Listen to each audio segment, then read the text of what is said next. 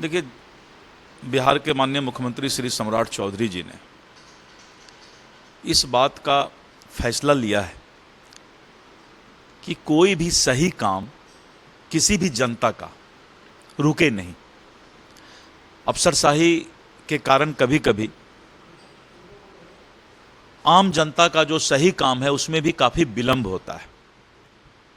मुख्यमंत्री श्री सम्राट चौधरी जी ने फैसला लिया है कि अगर कोई सही काम किसी जनता का रुकता है तो ये सरकार के लिए सबसे बड़ी चुनौती है।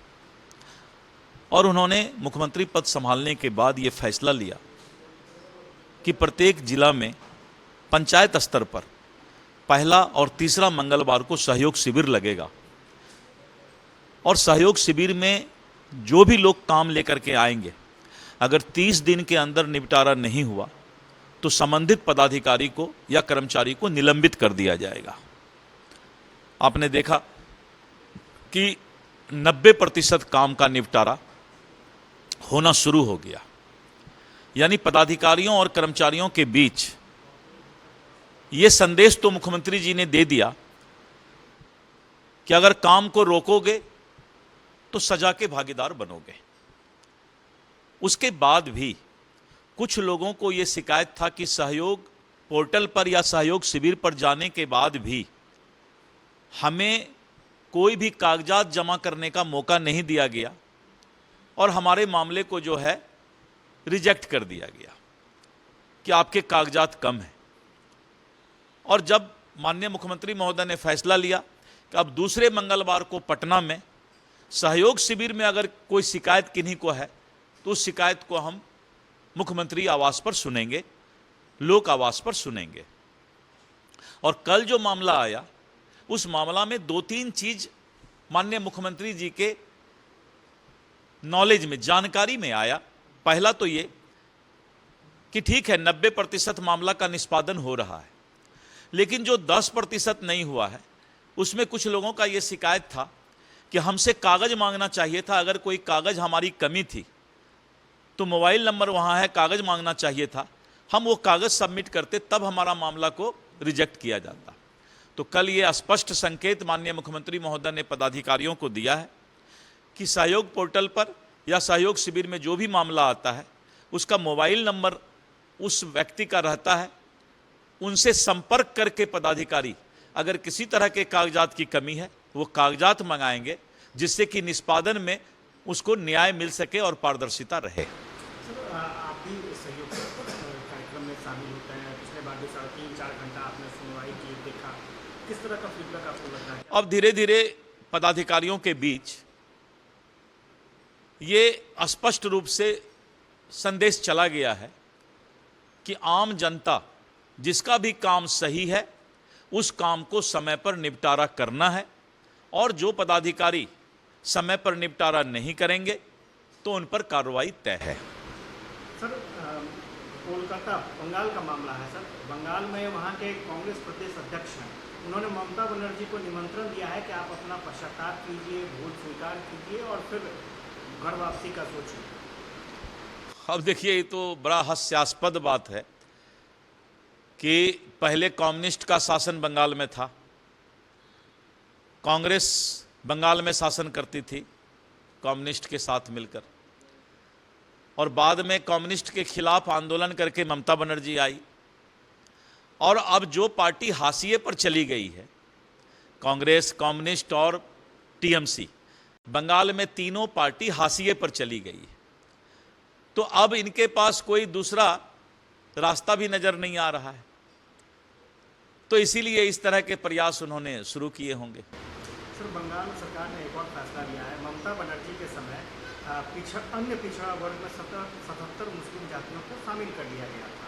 उसके बाद ममता सरकार इस फैसले के खिलाफ हाईकोर्ट गई थी और हाईकोर्ट ने रोक लगा दिया था, तो फिर वो सुप्रीम कोर्ट चली गई। अब सुप्रीम कोर्ट से वर्तमान सरकार ने वापस ले लिया है इस फैसले को, यानी 77 मुस्लिम जातियों को जो अन्य पिछड़ा वर्ग का दर्जा दिया गया था, अब वो दर्जा नहीं मिल पाएगा। देखिए, ये संवैधानिक अधिकार की बात है और माननीय उच्चतम न्यायालय का बार बार ये निर्देश है कि किसी भी परिस्थिति में SC ST अत्यंत पिछड़ा और इन सब के श्रेणी में बहुत ज़्यादा जाति या धर्म को शामिल नहीं किया जाए, जिससे इनके हक में हकमारी ना हो। तो ये माननीय उच्चतम न्यायालय का स्पष्ट निर्देश है। राम मंदिर को लेकर के ट्रस्ट के बीच में जो समस्या आ रही थी, उसको लेकर बैठकें शुरू हो चुकी हैं, आगे भी बैठकें होंगी, आपको लगता है? इसको बहुत गंभीरता से लिया गया है और कुछ लोग समाज में गलत होते ही हैं। इस पर ना तो विपक्ष का और ना ही पक्ष का किसी का नियंत्रण नहीं है। बाप का बेटे पर नियंत्रण नहीं है, भाई का भाई पर नियंत्रण नहीं है, चैनल के मालिक का चैनल के कॉरेस्पॉन्डेंस पर नियंत्रण नहीं है। लेकिन सिस्टम में सुधार करना ये लोगों का फर्ज है। इसीलिए अगर किसी ने चोरी की है तो उस चोर को सजा मिलेगा, उस चोरी के सिस्टम को ठीक किया जाएगा, ना कि पूरे सिस्टम को बदनाम किया जाएगा। ये पूरा देश की जनता समझ रही है कि जो लोग भी इस तरह बदनाम करने का प्रयास करते हैं, ये पागलपन है, मानसिक विक्षिप्तता है कि अगर परिवार में एक ही जिला से नटवरलाल भी निकले थे, डॉक्टर राजेंद्र प्रसाद भी निकले थे, एक ही जिला क्या शायद एक ही गांव के थे। समाज में अच्छे लोग भी हैं, बुरे लोग भी हैं। वैसे बुरे लोगों को चिन्हित करना और समाज में सुधार करना ये लगातार अनवरत चलता रहेगा। ऐसा नहीं है कि आज सुधार दिए तो कल फिर जो है कोई गलत नहीं निकलेगा। सर, आम आदमी पार्टी के पार्षद थे ताहिर हुसैन, जो दिल्ली में दंगा हुआ था, उसके आरोपी थे सरकार, आरोप सिद्ध भी हो गया। अब कांग्रेस के सांसद ने इमरान मसूद, उन्होंने दावा किया है कि ताहिर हुसैन को मुस्लिम होने की वजह से निशाना बनाया जा रहा है, अगर उनका नाम ताहिर की जगह कपिल होता तो उन्हें बरी कर दिया। ये सब बोल करके लोग भावनात्मक उन्माद फैलाने का प्रयास करते हैं। पूरा देश ऐसे लोगों से हर वक्त सतर्क रहने की पूरा देश को जरूरत है, जो लोग जाति और धर्म के नाम पर अपराध को छुपाने का प्रयास करते हैं। अपराधी का कोई ना जाति होता है, ना कोई धर्म होता है। गलत लोगों का ना कोई जाति होता है, ना धर्म होता है। गलत के लिए और अपराध के लिए कानून सक्षम होता है। 211 नए डिग्री कॉलेज में डिग्री की पढ़ाई, ये तो बहुत बड़ी सामाजिक क्रांति है।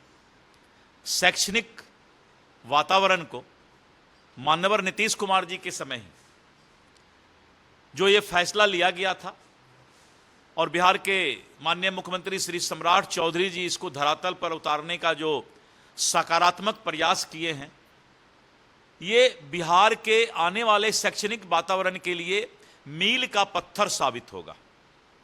ये कोई मामूली बात नहीं है कि एक दिन में पूरे बिहार में 211 डिग्री कॉलेज खोल दिया जाए। आज लड़कियों को, विशेष करके फीमेल छात्राओं को शिक्षा के लिए घर से बहुत दूर जाना पड़ता था और आज उनको और कम से कम SC ST पिछड़े, अति पिछड़े और सामान्य जाति के गरीब लोगों को अब पढ़ाई का और पढ़ने का मौका मिलेगा और अपने गांव में ही रह करके वो डिग्री ले पाएंगे, बैचलर की डिग्री उनको मिल पाएगी।